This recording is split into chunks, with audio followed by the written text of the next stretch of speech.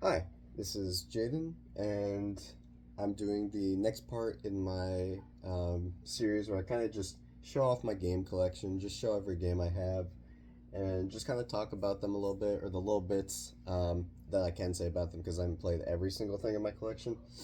Um, but it has been a couple months since I last did my other one, when I was showing off my PC games, my Genesis games, and all that. So this one is going to be my Xbox stuff, which is going to be OG Xbox and Xbox 360. Since it has been so long since the last one, I am going to have a lot more games than I would have if I showed it then. So I might make another video on me going back and showing like the new PC stuff I got, the new Genesis stuff I got. I'm not sure. Um, but we'll just kind of go through it as is right now. And we'll start it off with the original Xbox, which is a collection that I'm still kind of gaining stuff for because there's not like a ton that I really want to get for OG Xbox 360 games. I'm still collecting, but original Xbox, there are some stuff I want, but it hasn't been as big. So we'll start it off here with 007 Nightfire. Um, this was one that I know a decent bit of people played in like the early 2000s because this came out for, I believe, like PS2, Xbox, and GameCube. I don't know much about it other than the fact that it's a James Bond game or a 007 game. Um, and I think the one that everyone points to whenever they think about games like this is probably GoldenEye for N64 because that's like the big one, and that was considered like one of the best licensed games, like movie licensed games, because they were like notoriously bad back in the 80s and 90s. And you had stuff like LJN, which kind of had a bad name there. But I know this one I think also had like a multiplayer component. I don't know much about it. I've seen bits of it here and there, but it's definitely one I want to try out at some point when I just feel like just playing just an old shooter. So yes, sir. Next we got Burnout 3. Now this is probably considered widely as like one of the best racing games out there. Like with the crash feature and all that. This is definitely one I've been wanting to get to for a minute. You hear about it everywhere. Like even people who don't like fully play a lot of racing games, like they talk about the Burnout series and Burnout 3 being one of them because of just its status in the racing community and just in gaming. Like because this is just from what you hear, it's just a straight up fun game. It's just really satisfying to drive around and just feel like you're going really fast and stuff. And then the crash mechanic and like the different modes I think are in this. Like, I definitely want to get to this at some point for sure. Next, we have Conquer Live and Reload. God, Conquer Live and Reloaded. The remake to Conquer's Bad Fur Day for the N64 on the Xbox. This is when Rare basically became part of Xbox in the early 2000s and kind of went away from Nintendo there after their whole acquisition. And they brought over Conquer to the Xbox, like fully remade. I think they do censor a decent bit of stuff compared to the N64 version, which does kind of suck. But this is one that I've really been wanting to like try out for the OG Xbox because I have played Conquer's Bad Fur Day, and from what I played of it, like the adult humor of it, I think makes that game. For it being looking like a cutesy kind of platformer similar to the likes of like Banjo and Mario and that. So when it does actually like divulge into this kind of like adult humor, it is kind of like jarring and really fucking funny and cool. Like I still remember like some of the intro parts to it just being really funny, and I wasn't expecting that for how old the game was. So yeah, this is definitely one I have to try out. This had an online component to it too, if I remember correctly. Yeah, for Xbox Live because I think this came out 2005. I want to say. So this is near the end of the kind of OG Xbox's life cycle, and for that it didn't really do too well. But definitely one I want to go back to because I don't have the OG N64 Conker's Bad Fur Day, um, which I do want to get because I want to have the original as well. And the only reason I haven't fully stuck to just playing this one is because I know, like, while it does feel better to control and play from what I've heard, it definitely like censors a lot, which kind of takes away the whole point of what Conquer is and what it represented. Um, but if I don't find that 64 version, I'll probably be more than happy than trying this out. And I love that on the front it literally says warning, just making sure like anyone under the age of 17 should not be playing this game, which is kind of funny for the time because it definitely gives off more of a QT vibe. Next, we got Crimson Skies High Road to Revenge. This is another one you see for OG Xbox that comes up a lot, which is kind of like a. It's I forget how to describe it. It's like you pilot this like plane or aircraft basically, and you basically just shoot a bunch of stuff. I think I don't actually know too much. Yeah, from the back it kind of gives off that impression. I don't really know too much about it other than the fact that I definitely wanted to play it if I just felt like playing just a random just 3D shoot 'em up, I guess. Is that what you would call it? I'm not sure. But yeah, Crimson Skies. Next we have Fable, one of the like big RPGs, I guess you could say, for the OG Xbox, made by Lionhead. Yep, this is Peter Molyneux, I think. Not really much to say about it. If I get to it, definitely hope to try it out. But it's not like a huge like I need to get to it right away. But with this and kind of Morrowind, and even this Morrowind and Knights of the Old Republic being like some of the main RPGs on the old like original Xbox. I think this is an RPG. I think. I'm not sure. I feel like it is though. With them being kind of the mainstays on the OG Xbox, it's definitely one I would just want to have to represent the Xbox collection. So yeah, Fable. Fable. Oh, of course. And of course, it wouldn't be an Xbox collection without Halo. Halo Combat Evolved, the first ever one. I think this is a re-release that said Game of the Year, I believe. Unless they just said that on the front of the box anyway, I'm not sure. But yeah, what else is there really to say about it? It's Halo. It's the first Halo. I've played and beaten this, I think, like 3 or 4 times because I played it by myself, and then I played and beat it with each of my friends back like a couple years ago, and so I played this game a decent bit, and it's still fun to go back to. It's still just a blast to just shoot the guns and to just explore this world of Halo, and for 2001 with that like centered it is like with story and like this like bombastic shooting aspect, it definitely feels like a blockbuster like movie, and it's really fun. It's still fun to go back to. Like I'm not one to criticize like graphics in old games. Like I know a lot of people my age like they only play like really a lot of new stuff because a lot of old graphics can look like jarring, but really it's never.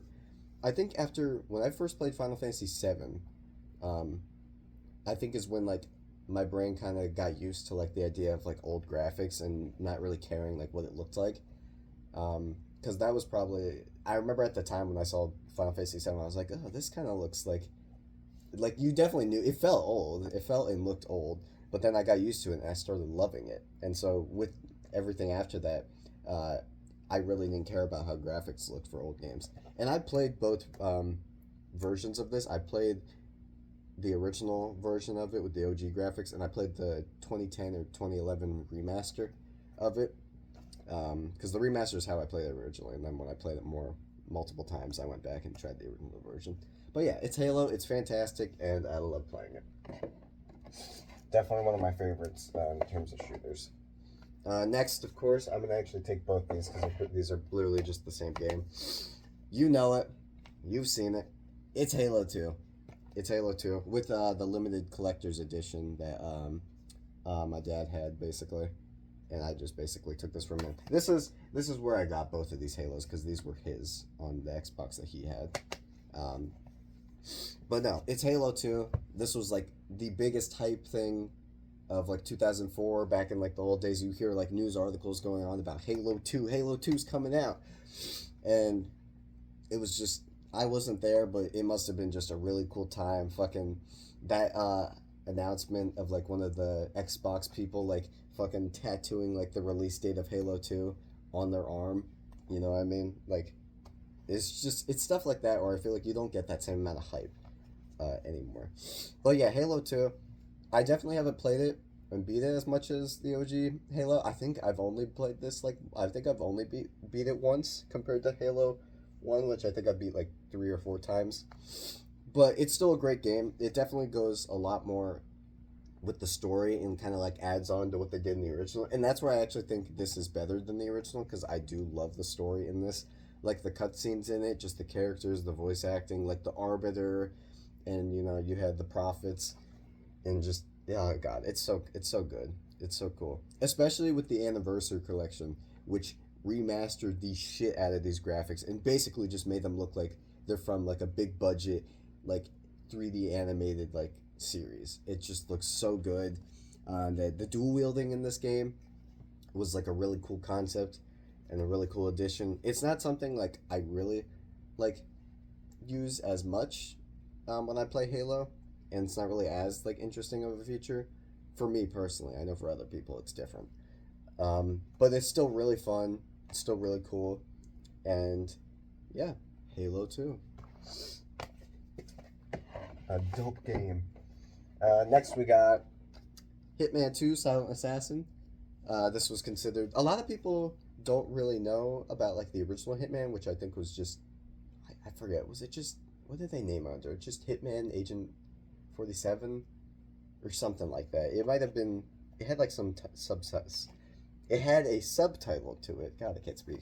I think it was Hitman Agent 47. I think they just called it that. But that one wasn't as big, but Hitman 2 was the bigger one, in terms of like stealth games and kind of being up there, I guess more so with like Metal Gear and Splinter Cell. So a lot of people think back to this one fondly, and they still make Hitman games too. Where now we actually have like another Hitman 2, because they went through like a reboot kind of the series, and basically went through like Hitman 1, Hitman 2, Hitman 3, and they're doing a bunch of stuff with Hitman now, which is really cool to see. Haven't played it yet, but it's one I kind of hope to get to for sure for stealth games. But I don't need to play it right now, that's for sure. But the way Agent 47 looks on this, it's very menacing. I hope I'm saying his name right. Is it Agent 47? It's Agent something. I might be saying his name wrong this whole time. I'm not sure. But yeah. Hitman 2. Next we got Madden 08. I really don't have much desire to play this, but I have it. The main thing I wanted to have it for as novel was because I watch a lot of Scott the Woz, and there was a gimmick going on with his videos that had to do with Madden 08 being like the best one. So that's kind of why I have it. End of story. And yeah. Next we got Oddworld Munch's Odyssey. I really don't know anything about this, or really the Oddworld series in general. I know about the old PS1 Oddworld games, and I know about the PS5 one, but that is literally about it. I know the cover of this looks really fucking cool. Just like a soda can with like fucking like aliens on it, which is kind of nice. But I really don't know anything about it other than I think it's in 3D. Yeah, now in 3D. Yeah. But if I get to this, I'll get to it, but I don't really have much to say about it because I don't really know much about this series. So, yeah. Next, we got this game, which I know nothing about, called Scrapland. Oh, the siren's going off. I might wait until that stops. Okay, now that that's stopped. But, yeah. The next game is Scrapland. I know nothing about this. Like, literally nothing. I don't even know if I've ever seen anything on this game. I just kind of have it. I don't remember where I got it. I don't know if it was mine or if it wasn't.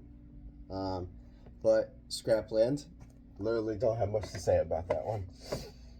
Next one we got. This is actually a really cool one. So this is like 2 games in one. It's Jet Set Radio Future, and then on the other side is fucking Sega GT.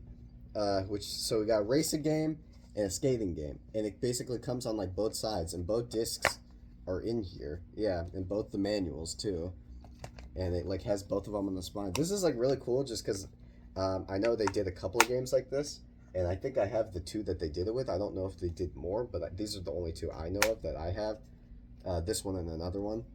But yeah, Jet Set. So the racing game I really had no desire to play, but Jet Set Radio Future, is one that I've been definitely eyeing a bit because this Jet Set, well, the original one was called something different. Or it wasn't Jet Set Radio. It was Jet Set Grind or something like that, or something like I forget what it was. It was called something different. But you had the first one on Dreamcast, and then you had Jet Set Radio Future on Xbox.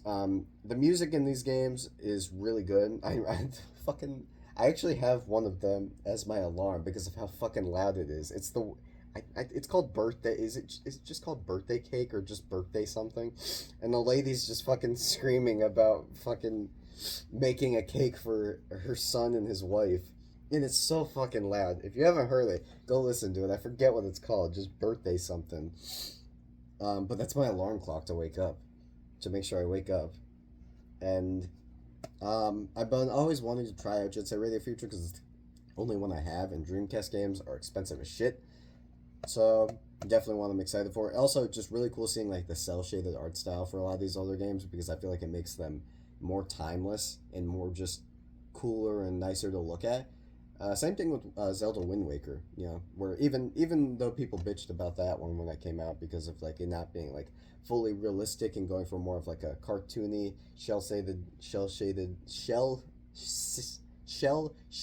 no, I said it right. I don't know why. I felt like I didn't say it right. Shell shaded.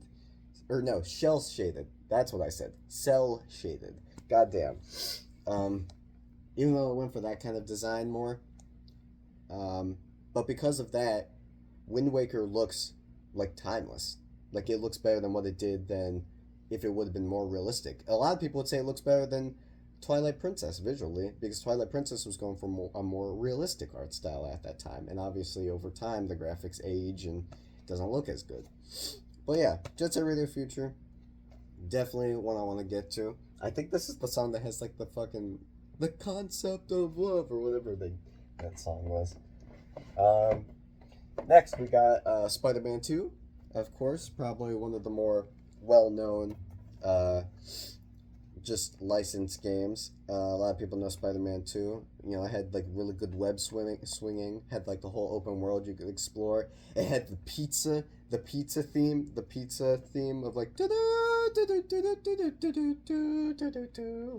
and you were on like a timer and stuff.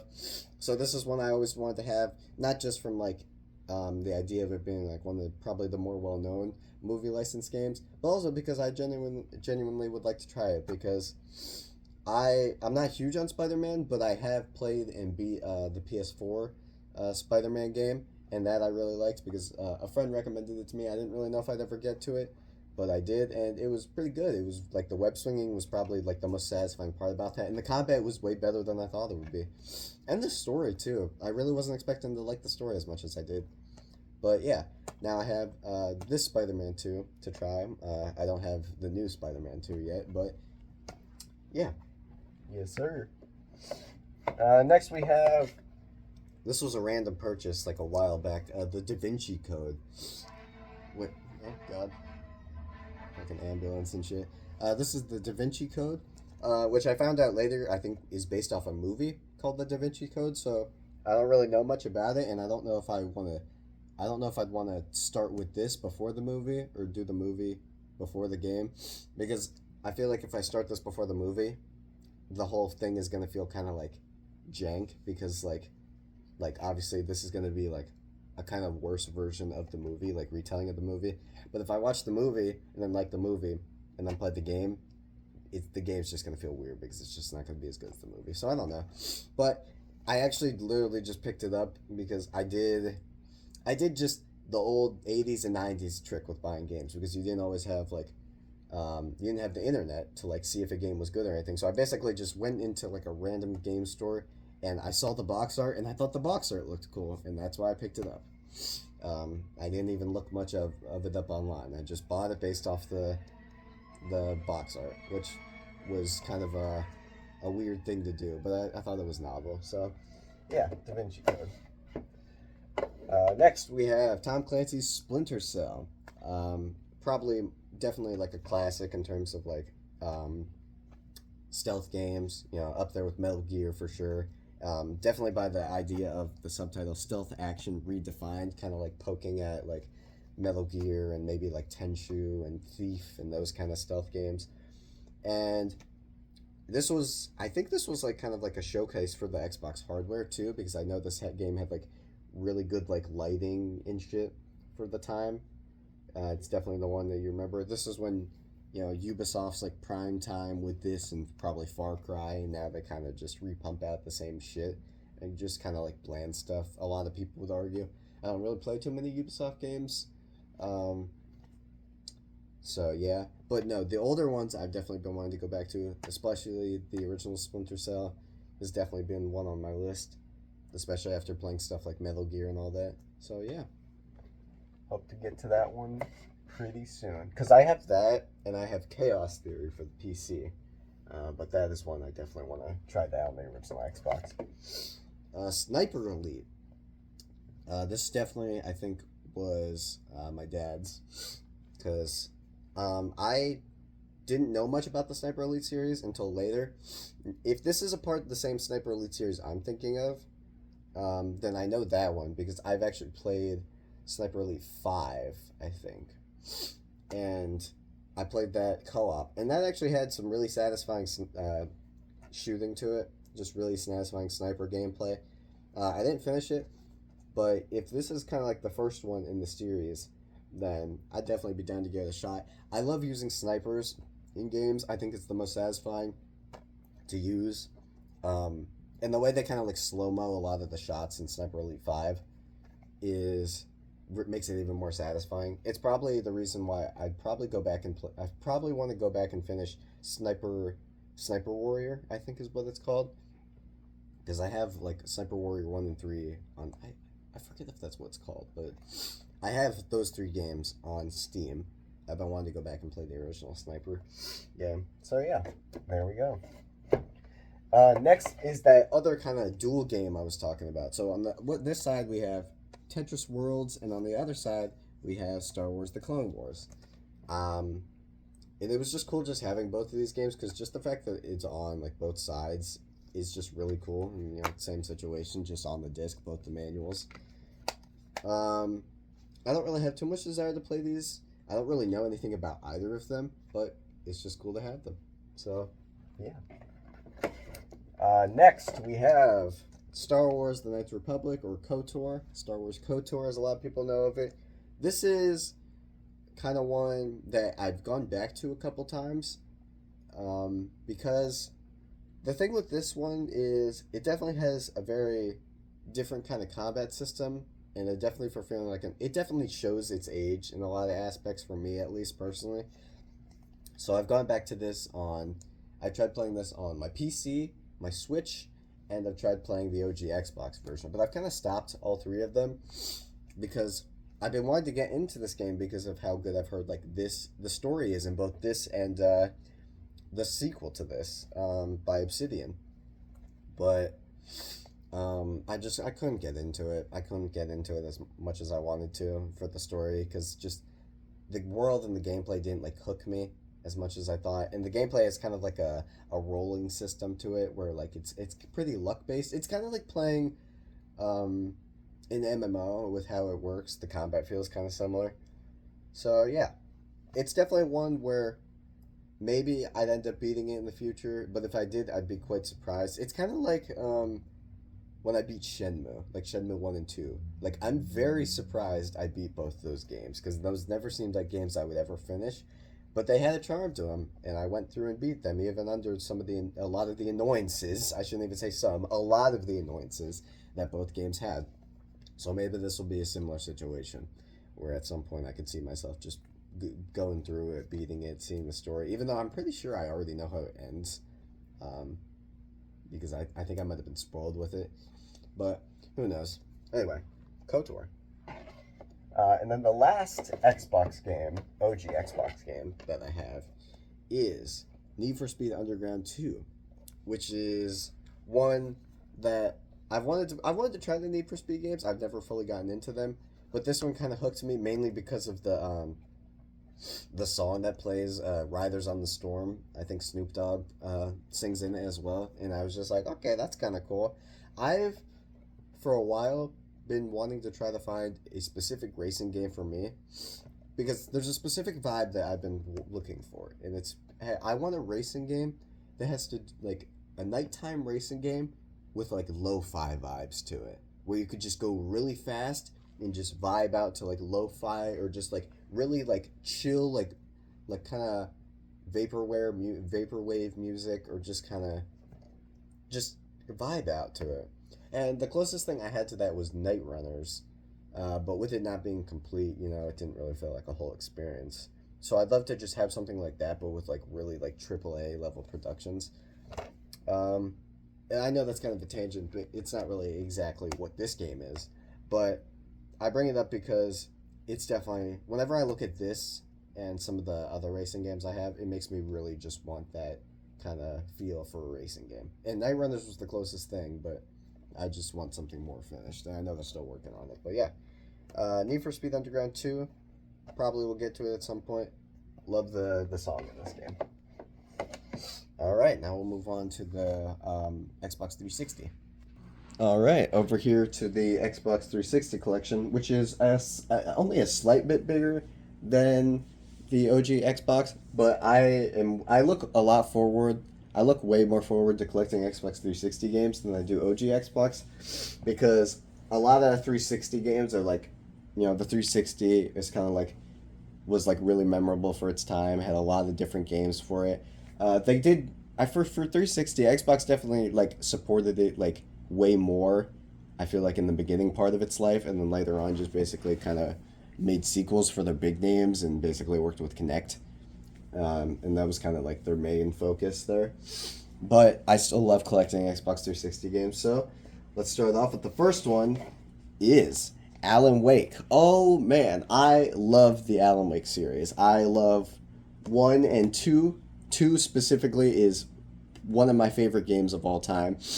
Playing through Alan Wake 1, I forget. I think I'd seen Alan. I wanted to play it because I bought Alan Wake 2. I think. Or no, maybe I didn't buy Alan Wake 2. But Alan Wake 2, when they revealed that at the Game Awards, like years ago, I think in 2021, they revealed it.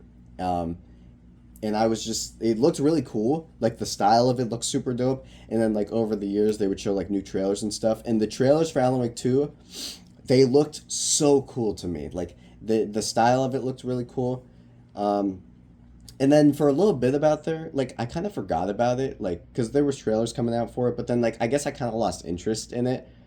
Um, but I hadn't played the original one yet. So when the sequel finally came out, I bought the original, or no, I might have played the remastered edition on like PS Plus or something like that, wherever it was available. I play on PlayStation. I played the original Alan Wake, and I fell in love with it.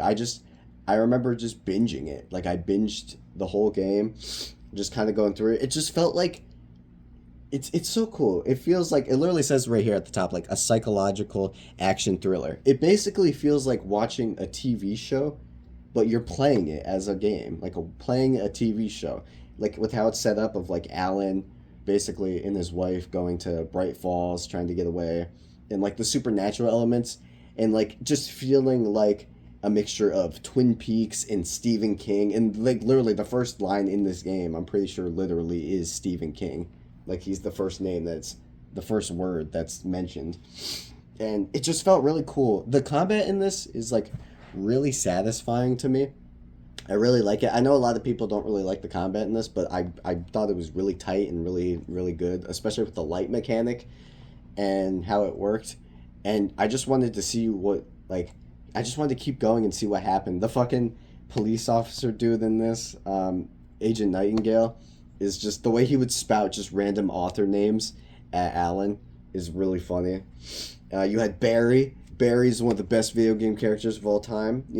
Barry Wheeler. He's amazing. He's going up there with me with Glottis, and Glottis from Grim Fandango, and Tom from Shenmue. But no, I love Alan Wake. I really want a copy of Alan Wake 2 at some point. I just haven't committed to buying a copy of it. But Alan Wake 2, I fucking adore that game. The story, the atmosphere, just the characters, the writing. It feels like my kind of game. I feel like Alan Wake 2 is my kind of video game. But no, I love Alan Wake 1 a lot. I'm glad I have an actual like PS3 copy, or not PS3, Xbox 360 copy of it now, because I did, like I said, I did play it on PS5 first via the remaster, but now I have an original copy, so I own it and can play it whenever. Because, I mean, yeah, technically I can play it digitally, but like I don't really like own it, I guess you can say. But no, I love the Alan Wake games. I love this.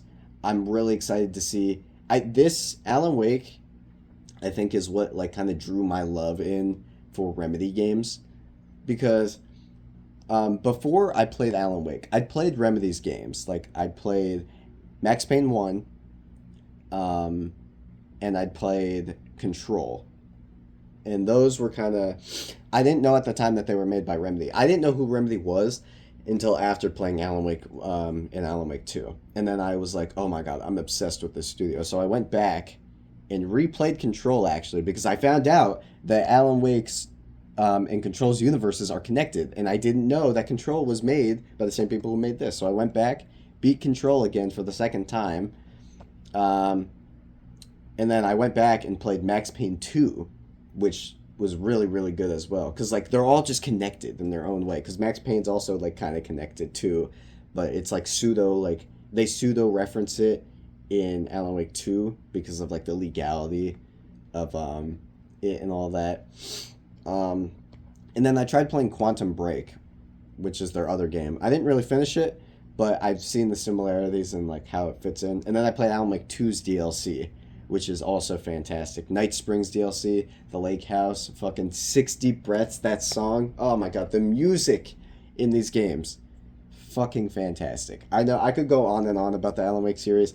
I love these games. I love Remedy's games in general. Alan Wake 2, fantastic. Yeah, I've gushed a lot about to my friends and family just about how good Alan Wake 2 is, and oh my god, it's so good. Definitely need a copy of it. Like, it'll probably be the next thing I buy would be Alan Wake 2, for sure. But yeah, Alan Wake. Next, we have a game I know very little about compared to the Alan Wake games, Army of Two. The only thing I know about this is it's co-op, and a friend of mine beat it, and that's pretty much why I wanted to get it. But that was about it. And that's it. Yeah, pretty much that. Maybe it's one I'll get to, like, maybe if I'm just playing this through fun, like, for fun with a friend, not really, like, going too much about it. But, yeah, Army of Two. And that was definitely a difference compared to me talking about Alan Wake, but that's just how it is. Next, we got the original Assassin's Creed. I know a lot of people know the Assassin's Creed because they get pumped out like pretty regularly, like if not yearly, then every other year. But I found this at a garage sale. I think a kid was selling this at like not a garage sale, a yard sale, like a couple years back, maybe a year or two.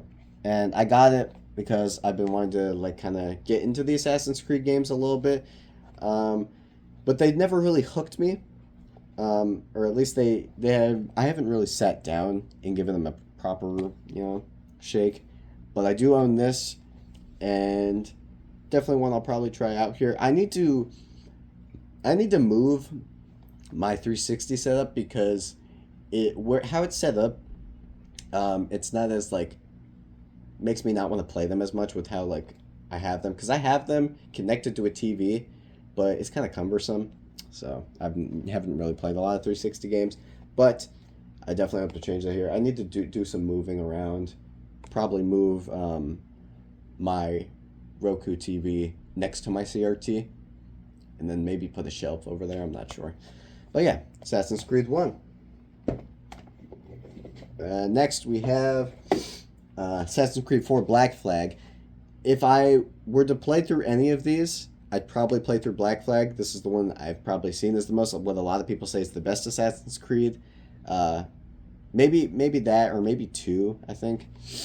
But this is the one that interests me the most. I played a bit of the intro of this, but haven't gotten far with it.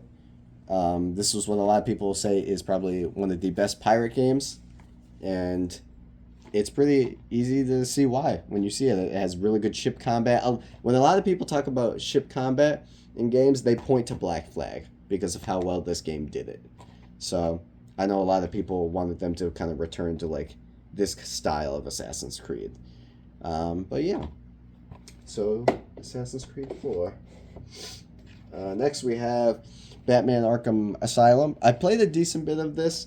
My favorite part of this game is probably the Joker. Fucking Mark Hamill as the Joker is perfect. Literally perfect.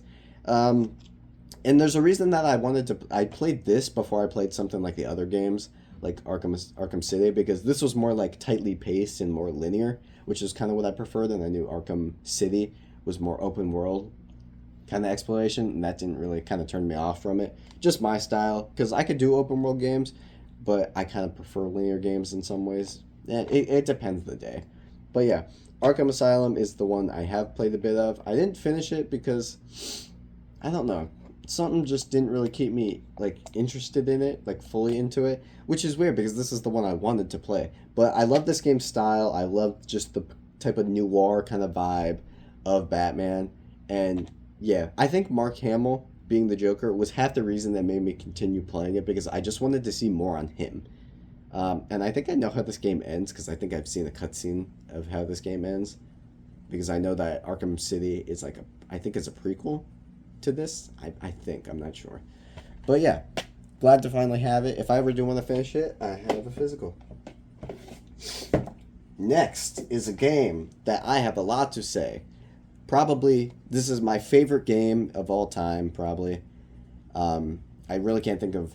I can think of a couple games that probably rival it, but this is definitely my favorite game of all time. It is BioShock. I love the shit out of this game. This hit me at a time that I think just basically solidified my love for video games even deeper and made me want to play as many games as I do now. I played this when I was a bit young. I played this when I was a bit younger, which, I mean, like, probably people were probably like, oh, why? It's an M-rated game, like, because I'm 18 now, so. But I remember going through this because I think I was recommended to this game because my dad knew that he knew that I was like big into games, and he recommended this one, and I think we tried getting it off like Humble Bundle or something, but I think I ended up just getting like a Steam key for it. And I forget when I played and beat this.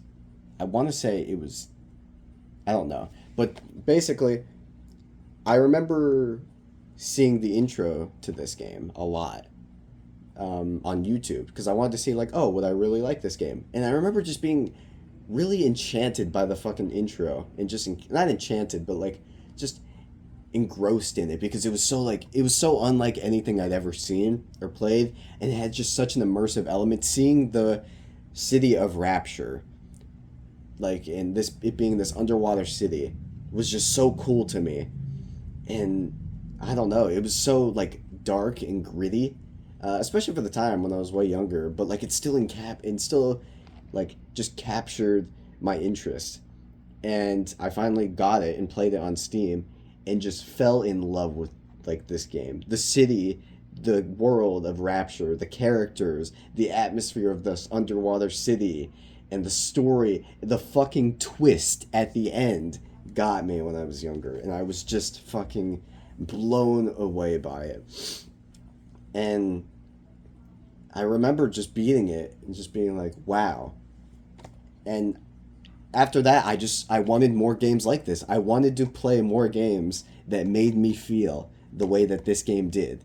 And I would play the sequels to this game as well. And I would just try to play everything else that would give me that similar feeling that this game, this level of immersion and feeling like being a part of the game, where the storytelling and the gameplay coincide so well together. The fucking "would you kindly" line, I still reference that to this day. And it was amazing. It definitely like made me fall in love with games more than ever. It's because of this game that I now pretty much try to play every game that I can and try to beat as many games as I can. It's because of BioShock. And it's amazing. I think I beat it like 3 or 4 times now. It's just I went back to it like a bit this year too, and just proceeded to play through it close till to the end. It's just so good. I love BioShock. It's probably what I have. It's definitely what I have to thank for all of these games, all of this collecting, just everything. Because keep in mind, for me, I played this game the way the way. Let me think about what I'm gonna say. Goddamn. My game collection when I was younger consisted of Mario games, a couple Sonic games, and random third-party licensed kids games, and shovelware. And it pretty much stayed. And then later on, when I got the Wii U, it pretty much stuck to just playing Mario games. Um, so, and also I played Minecraft like and shit as well.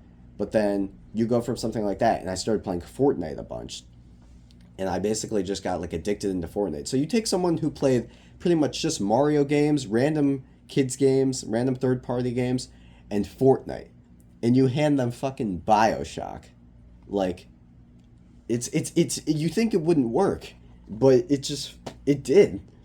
I love this. The big daddies, the little sisters, it just fucking iconic imagery that just stuck with me. So yeah. But yeah, I could go on and on about BioShock 2. I love this game so much. It is my favorite game of all time. So yeah. And again, like I was saying, I would eventually play and own the other games, like BioShock 2. BioShock 2 is kind of an interesting one for me because I think I definitely played this like pretty quickly after I played the first one, and I definitely remember really liking it. But over time, my sentiment to it kind of like waned a little bit. It was kind of like a mixed response, which is weird because even though because this game definitely improves on a lot of stuff as the original, but it definitely kind of stumbles in some areas of it. With this one, they tried to go in a way more different approach, where in this one you actually play as the Big Daddy, basically. I think Delta. You play as Delta, basically, and where Bioshock 1 kind of had more of a high life, showed the kind of high life of Rapture, the glamorous life. This tried to show like the more rundown parts of Rapture, and it's kind of shown like the city's like very worn down, way more worn down than it was in the original game, because you have fucking water trying to overtake the city and all that, and you have those underwater bits. But no, it definitely keeps that same atmosphere and kind of like expands into a different part of Rapture. The story definitely doesn't hit me as much as something like the original game, which kind of sucks. But I think with what they had working with, they did pretty good job. The stuff like the hacking mini games, I think was pretty, like, way greatly improved. Even though I didn't really care, I didn't really mind the hacking mini games in the original, but I definitely prefer these because they're way faster and just more intuitive. I don't really like the system of this with the little sisters where you like basically do the wave defense thing. I don't really appreciate. I don't like those that much. You don't really have to do them. I don't think. I forget if they're optional or not. But it's definitely not something I look forward to going back to. And the characters definitely don't hit me as much either as the first game. But so that's why over time I've seen this as more of like a mixed bag compared to BioShock 1, but it still has a very special place in my heart, especially with just how me playing it after BioShock 1 and all of that. And even with my more mixed opinion on this, I've still beaten this like pretty much the same amount as I have with the first game, like 3 to 4 times I went through and beaten this game. I've played through the DLC of this, like the expansion Minerva's Den, which at the time, it's been a while since I played it. I've only played it once. But I think at the time, I thought that was even better than the original game, like the original Bioshock 2. I thought the DLC was better. But I'd have to go back and play it. I know that game, that twist in the DLC was better than in this game. So, yeah. Definitely one I want to try to go back to, if not for Minerva's Den. But yeah, Bioshock 2, it's Bioshock. It still has a great place in my heart. And yeah. And the next one, we have the last game in the Bioshock series. We have Bioshock Infinite. For a while there, I think I thought that this was even better for me than the original game. I think I liked this. After I beat it, I think I thought that I liked it even more than the original Bioshock. Nowadays, definitely not. I definitely prefer the original game. But Bioshock Infinite, with the way that its world is, because I remember I remember being worried when I was younger about playing this compared to the original because I knew that the because like I'd watched the intro but a bunch of times like I did the original game, and seeing that like we weren't going back to Rapture because Rapture kind of tied up in the second game. Um, but seeing that we weren't going back to some underwater city, kind of like I didn't really know how to feel about it because like Bioshock Rapture was kind of the main reason that like drew me into those games at first. So to seeing that we weren't going back to Rapture, we were going up in the sky to Columbia, you know, it kind of like I was a bit worried and a bit skeptical, but going through it, it's still a blast to go through. Um, with like the gunplay, and they definitely kind of changed up like the way the how many guns you can carry works, and like they basically keep the idea of like plasmids being vigors now, and like kind of big daddies kind of being like the handyman, and songbird being like a huge part of it with like Elizabeth and Booker are really good characters in this. I really enjoy them, and the Lutesses, of course, fucking Comstock. Um, but yeah, no, the twist in this game definitely also kind of hit me too, like it did with the original, with like the idea of there always being a lighthouse, the fucking ending with Elizabeth and Booker, the whole like whole time trial travel thing, and the parallel universes. This game, like this ending will fuck you up, like with how like fucking confusing it can get, and it did for my friend too who went through it. Um, but yeah, it's definitely one that I definitely hold in high regard. I don't think I haven't beaten this as much as I have the first two, but it's still really good, really fun to go back to. It's got a way like different kind of colorful art style compared to the original two. I have played the expansions, the Burial at Sea parts 1 and 2. Those also hit me because those kind of return to Rapture a bit and kind of like show off like some things that you didn't know about like the original game, which is cool. So yeah, definitely great game. Great game. Next we have Call of Duty Black Ops. As of over the couple of years, ever since 2020, when I first got into Call of Duty. My first Call of Duty was Call of Duty Modern Warfare 2019. That was the first Call of Duty that I ever played and fully got into. Well, no, not the first one I played, but it's the first one I ever fully sat down, played through for hours on end. The first one I remember playing was Black Ops 3 Zombies. That's what I remember playing the most. But no, I've gone back after like all of those and kind of played the original Black Ops 1. I've beaten the campaign. The campaign is probably one of my favorite Call of Duty, probably my favorite Call of Duty campaign. I can't really think of anything that rivals it in terms of the campaigns for me. This is definitely my favorite. Oh, no, it's probably between this and Modern Warfare 2's, but I think it's probably this as my favorite, and then Modern Warfare 2's. The old Modern Warfare 2, not the new one. But just, like, the numbers, Mason. Like, that campaign was wild. Fucking JFK, and the different things in it is wild. And it's still fun to go back to today. The missions are really well paced, I think. It's just really good. There's like a mystery aspect to it that you don't fully know yet. Multiplayer for it, I haven't played as much of the multiplayer because like on PC, you know, playing Call of Duty multiplayer games can be kind of risky with like fucking rats and RCEs and all that. But from what I played of it, it's super fun. I really hope at some point in the future they remaster like the old Call of Duties and just make them available in some way. With like maybe new servers or something like that. That would be cool to see. Zombies in this, great, honestly. Fucking Kino der Toten, Shangri-La, Moon, Ascension. It's just straight up zombie killing fun. I love it so much. The jingles, the fucking songs, the story. I love the Call of Duty zombie story so much. Between Black Ops 1, 2, 3, 4. It's so good. I love it so much. Black Ops, so good. So glad I can finally have this and just play this whenever. So fantastic. Next, we have Call of Duty Modern Warfare 3. I haven't gotten into this. I haven't fully sit down with this like the other ones. But I have been wanting to play the campaign for it.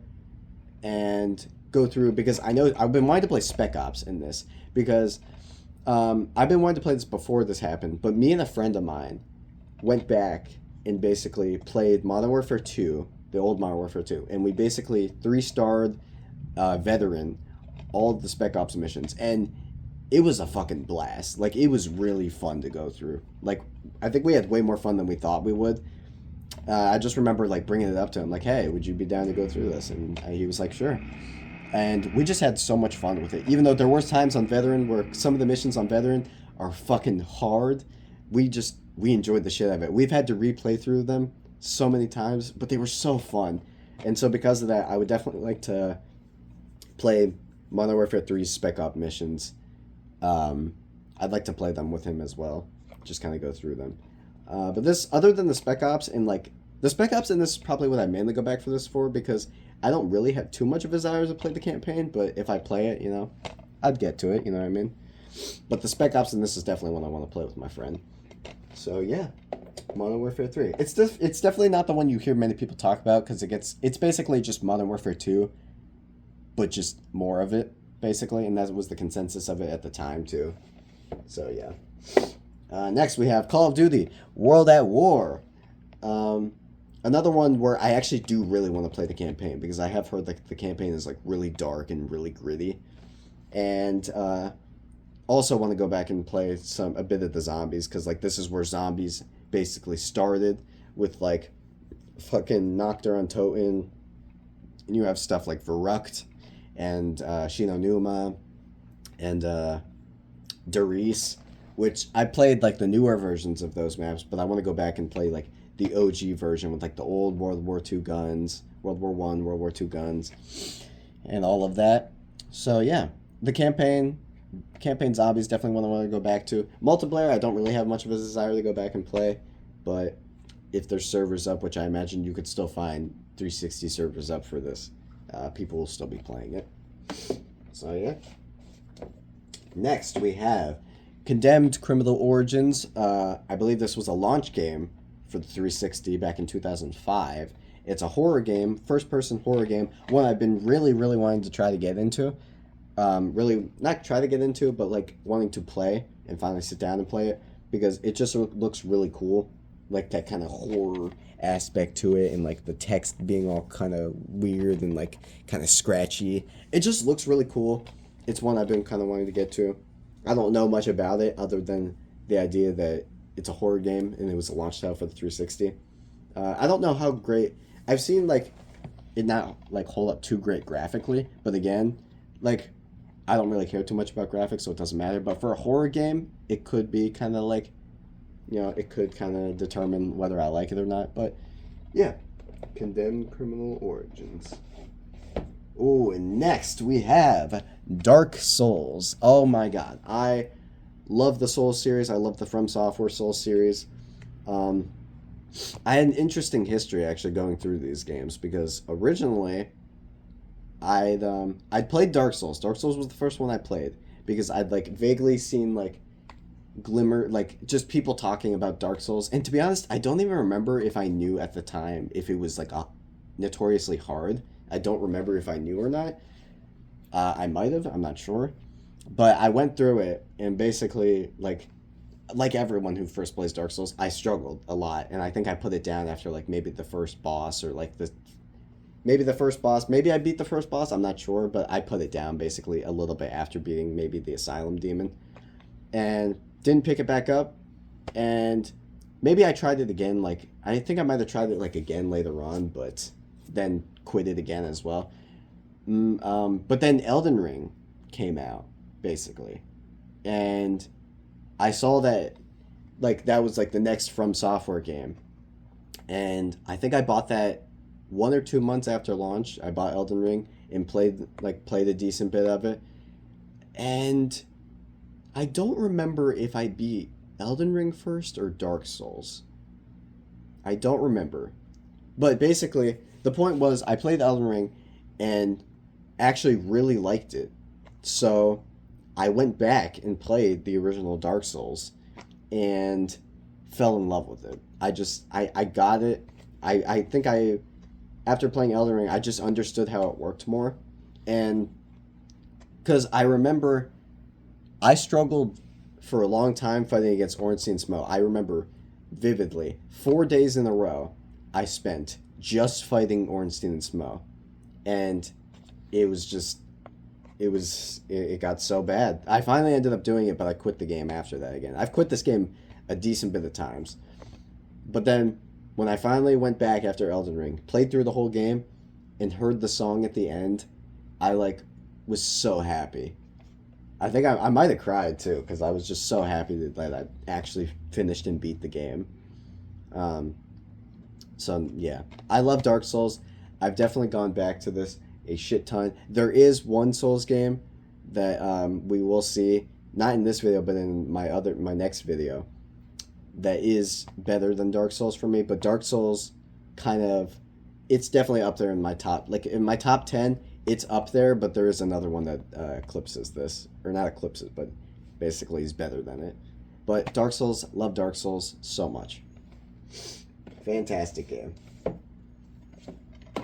Next, we have Dark Souls 2, which, when I played this, I played and beat this 2 years ago, I think. And 2023 is when I first beat this game. And it really wasn't my favorite.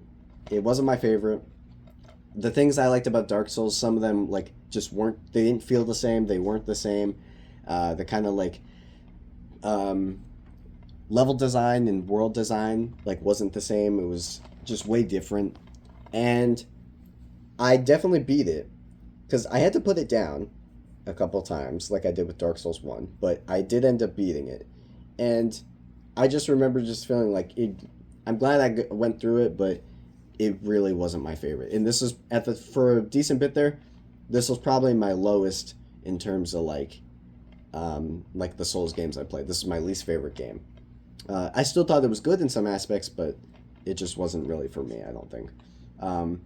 That being said, earlier this year, a friend of mine was going through the games, and he went through Dark Souls 2, and I went through it with him. And I've got to say, when I played and beat this for the second time this year, I had a way better appreciation for it than I did like 2 years ago. I actually really enjoyed it too. I enjoyed going through it way more, going through the world, going through the bosses. I think my favorite boss is probably the Mirror Knight, or the Looking Knight, whatever his name was, the one with the knight with the mirror in like a fucking stormy setting. I really like that. And I just had an easier time with it because I'd played more of the games and kind of like knew what to expect and like knew how to go about it. And so I really enjoyed it too. And the atmosphere I enjoyed way more too. Like fucking Majula was beautiful as hell. Some of the areas had really cool ideas. It basically just felt like just playing just a typical fantasy game. And with like swords, knights, and magic. I know Dark Souls felt like that too, but like this one definitely felt more like standard, I guess you could say. And I really enjoyed it. And when I beat the game, I think I got a different ending this time, I want to say. Yeah, because I know there's more endings. I think I got the other ending. And I remember enjoying it way more. And I'm really glad too, because now this solidifies its place still in like the series for me. It's still definitely my least favorite because I do love the other ones more, but I love this one way, way more than I did originally. So yeah, Dark Souls 2. Next we have Dead Rising. I haven't gotten into the Dead Rising series. I definitely want to. I know that there's a lot more Dead Rising games. Like I think there's like 4 of them, I think now. But I got the original to try. I know this game is notoriously difficult, I think, for like how it like does saving, I think, and like something like that. But from what I've seen, it looks really fun and just looks like more zombie killing fun. So yeah, don't really have too much to say on it, but excited to get to it.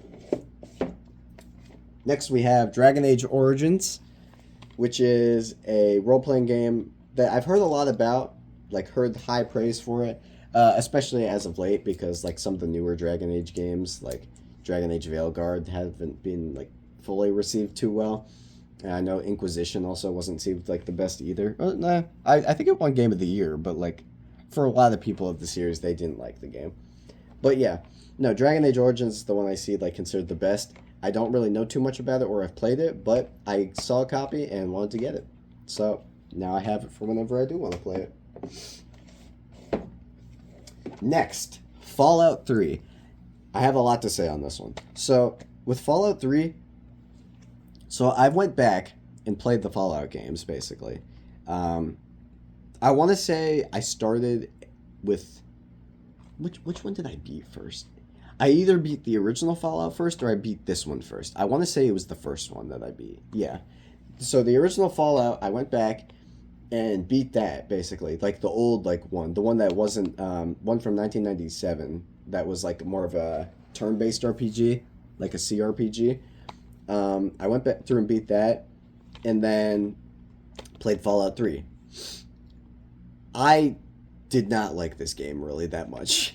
I went through and beat it, but it was a slog sometimes to go through and beat it. I really just didn't have fun with it. I don't like the engine that is used for the Fallout games. But not even Fallout games. No, let me rephrase that. I don't like the engine that Bethesda has for like Fallout 3, Oblivion, Skyrim, and in Fallout 4, it just really, I don't like the feel of it at all.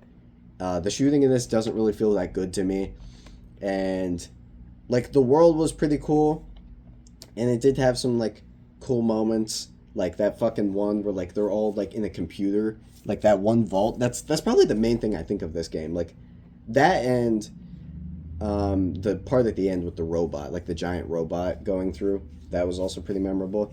But I also vaguely remember the ending in this sucked, and I don't even remember what the ending was. I just remember not liking it and just yeah, I really didn't like this game at all. I beat this last year, and did not like it. Was a slog to go through. That was the gist of it. So it kind of turned me away from like really wanting to play like fucking like Fallout 4, because New Vegas is the one that I'm going to show up here in a sec, which I'll just move on to that one actually. Fallout New Vegas. This is the one that I wanted to play Fallout 1 and 3 for. I played those two so I could play this one. The irony being is that I haven't really stuck with this, because this, even though like the story in this really like intrigues me and makes me want to go through it, the game, the creation engine, it doesn't do it for me.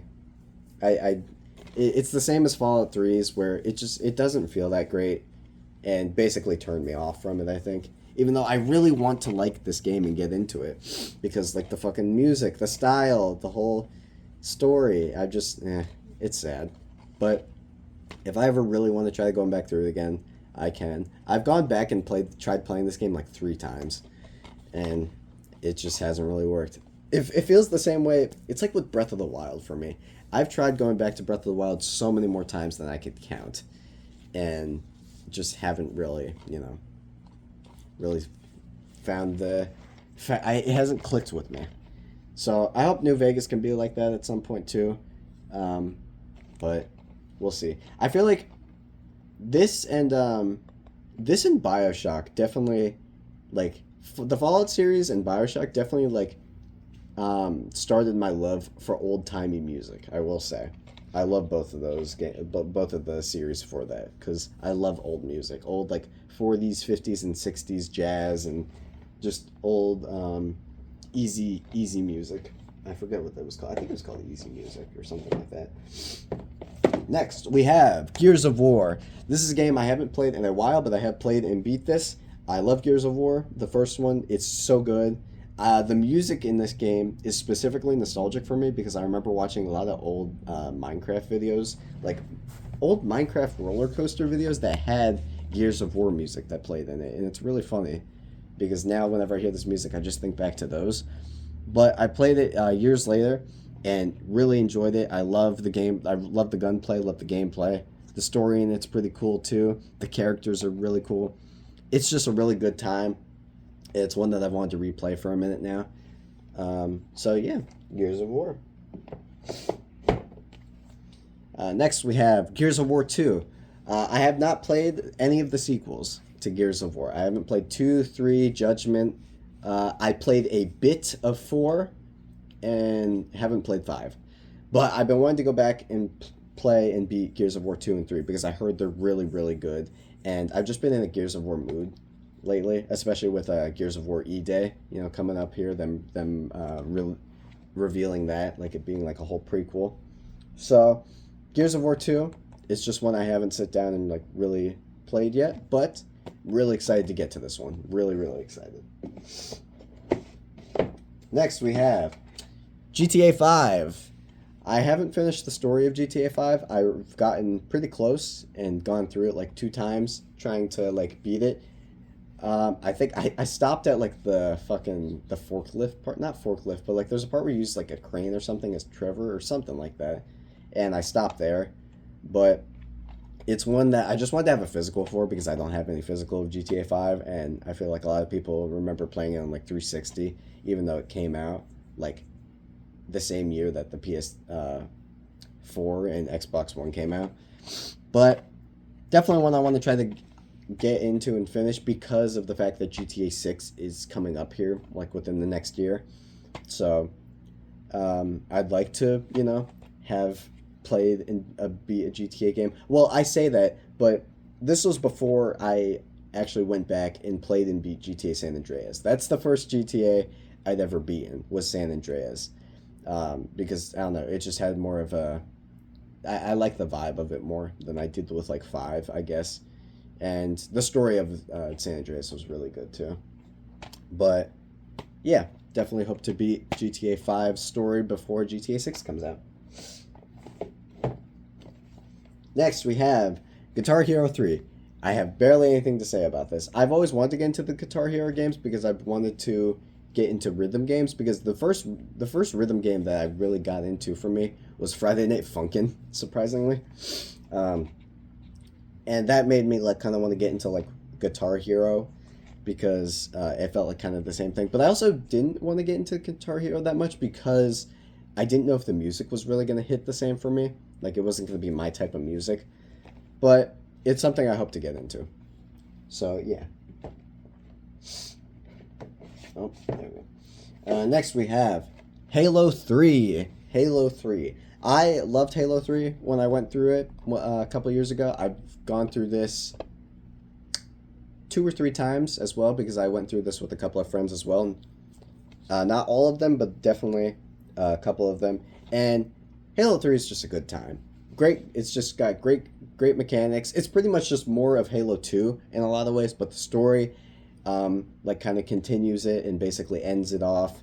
It's so cool. I love this box art too. Just the fucking like the colors with Chief on the front. It's so nice. But yeah, the multiplayer for this I didn't really get as into, even though that was like a big thing. You had Call of Duty, Modern Warfare, and you had Halo 3, which kind of like went back and forth, like kind of fought in terms of like which multiplayer was better. But yeah, so Halo 3. Next we have Halo Reach, which I haven't really gone back to as much as the other Halos, but it's still a good game. The last thing that Bungie kind of ended off for with the Halo series was Halo Reach. I didn't really, because this is the game that added sprint, like by default, if I remember correctly. It definitely kind of, like, this game definitely had a different feel to it that I wasn't sure if I liked. And the story wasn't, like, I didn't really care about the story. So yeah, it definitely is a different kind of bag, but, Halo Reach. Next, we have Mafia 2, another one that I've been really trying to like convince myself to go back and play. So I played the original, not the original Mafia. I played Mafia Definitive Edition and loved the story in that game so much. I went through me and a friend at the time. I don't really talk to him as much anymore, but we would talk about Mafia a lot because he played both the Definitive Edition and the original, like, 2002 one, which I was surprised to see at the time. But no, the story in the original Mafia Definitive Edition, well, not the original, just Mafia Definitive Edition, and in the original, too. It's the same story. The story is fantastic. The gameplay in Definitive Edition, it's pretty generic and kind of teeters on bad sometimes. so it's between bad and generic, but it worked for what it was. It worked. The story in that game was pretty much why I wanted to finish it, though. It was so good. And Mafia 2, I've been wanting to sit down and just try to go through 2 because I love the story in the first one. Just wanted to see the original, or not the original. God damn it! I gotta stop using the original. I just wanted to see how the story in Mafia 2 compared to it. So it's one I've been wanting to go back through, and just kind of beat for the first time. So yeah. Next we have Mass Effect. I have a weird thing with Mass Effect. I have always wanted to go through and play Mass Effect 2 because it's the one that looked the most interesting to me and it's the one that you hear about everywhere. So I went back and played Mass Effect 1. I want to say I played this on both 360 and through the Legendary Collection, or the remaster one that has all 3 of them. And it just, I couldn't do it. I've tried going through Mass Effect. It just, I don't know. It doesn't feel good to me to play, and it was really sad. I was really hoping to like this series. Maybe this feels like one that I could see myself liking if I really like stuck through it. But just from what I played, it didn't interest me. So, yeah. Next, we have Minecraft Xbox 360 Edition.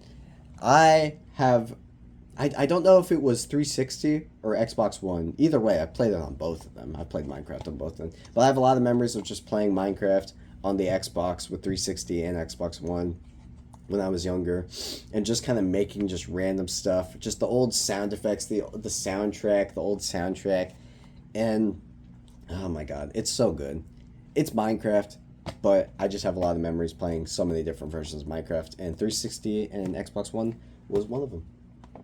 My main version I played Minecraft on was definitely the Wii U, but those I remember too. Red Dead Redemption. This is the Game of the Year edition. This is the one that has the, I think the Undead DLC. Yeah, Undead Nightmare. I went through the first Red Dead this year and played and beat both of that and the second game. I think the second game is better for me overall. I love the story in both these games, specifically Red Dead 2, but this one also has a good story, good voice acting too. It definitely has some pacing problems, though, a lot of times, where I feel like, I remember going to a mission just being like, when am I going to, progress? Because I felt like I was just always doing work for other people. And, that's the story. But, it didn't feel like it had a good pacing to it. But it had really good and satisfying gunplay, so that's what kept me going through it. I didn't really do as much side stuff with this. I just mainly, basically, stuck through the main game. So, yeah. But it was still good. The ending was still pretty good as well, even though I think I knew basically what was going to happen. But no, I think Red Dead 2 hit me way more than the first one did. But I'm glad to have gone through the first one because, then I could have played the second one. Next, we have Sonic the Hedgehog, or as many people know, Sonic 06. Infamously, a very bad and buggy and messed up game that I have actually tried going through, but just haven't finished. I guess just because I wanted to play other stuff at the time, because it was between this and I think Sonic Adventure maybe I was playing at the time. And this is a funny game, let me tell you. It's such a weird game. I don't know how to describe it. Definitely one I need to go back and finish. This is a game that you play with a friend to fucking make fun of or something. Yeah. And next we have SpongeBob SquarePants Plankton's Robotic Revenge. I bought this specifically because, or I don't remember if I bought this or if my dad bought this, I forget. But we got this because me and my sister remember playing this on the game, not the, what the fuck, GameCube? No, me and my sister played this on the 360. It's basically just a kid's, basically, game where you go through these, missions with, 3 other people and just, have all these different guns. I remember the Pickle Blaster, especially. And it was just this fun thing that me and my sister played when we were younger, that we just got a copy of it when we found it. So yeah, we haven't played it at all, but just the memories of it, I think. And the last game that we have is Elder Scrolls 4 Oblivion in this like weird fucking like messed up like blue case. I think someone tried. I don't know why it looks blue. I don't know why, but yeah, full copy of Oblivion. I've tried going through Oblivion. I know Oblivion's kind of come back since the remaster this year, and that's where kind of has gotten like new people in and like old people back into it. But I found an original copy of it this year while at yard sale, because our town does like yard sales on the first Friday of June. So I found this and got it because I was just like, hell yeah. Because I tried playing Oblivion on PC, not the remaster, the original. It just didn't feel right, so I figured if I ever want to try this again, maybe I'll try it on 360. Maybe it'll feel better. So yeah, Oblivion. And that is all of my Xbox stuff, OG Xbox and Xbox 360 stuff. So yeah, no, I had fun talking about just all that type of stuff. I just love ranting and going on stuff about like games and just the little bits of fucking stupid information I know about them, my experiences with them and everything like that. It's really fun. I love this shit. So next one will probably be where I talk about PlayStation stuff. I don't know how I'll set that up because I have PS1, 2, 3, and 4. Wait, no. PS1, 2, 3, 4, and 5 stuff. So if I do all of that at once, it's going to be a long ass video. So I might separate that. I'm not sure. Maybe I'll do PS1, 2, and 3, and then do PS4 and 5 in a different video. I'm not sure. But yeah, that's my collection. Thank you for watching.